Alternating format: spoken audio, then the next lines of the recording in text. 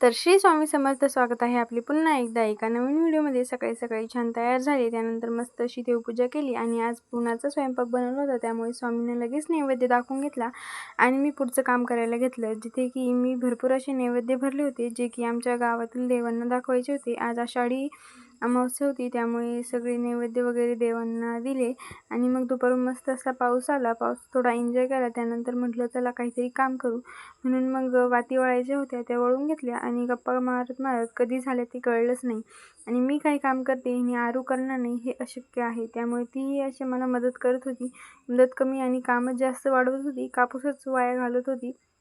त्यानंतर म्हटलं बाई तू तुझा अभ्यास कर, म्हणून अशी अभ्यास करायला घेतली आणि माझ्या वहीतून आज ती अभ्यास करत होती. त्यानंतर अचानक आमची मयू मावशी आली आणि मग तिच्यासोबत थोड्याशा गप्पा मारल्यानंतर संध्याकाळी सुरू केली ती पूजनाची तयारी. सगळे दिवे मी घासून वगैरे ठेवले होते आधीच, म्हटलं ऐनवेळी गडबड गोंधळ नको, म्हणून मग ओरिजिनल फुलं वगैरे काही भेटली नाही, त्यामुळे मग आर्टिफिशियल फुलांनीच काम भागवलं.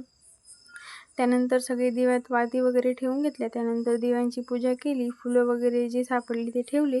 त्यानंतर सगळे दिवे असे पेटवून घेतले आणि मग पूजा वगैरे केली आणि नंतर आरूलाही दिव्याने ओवाळून घेतलं आणि असा संपवला आजचा दिवस. Thank you for watching.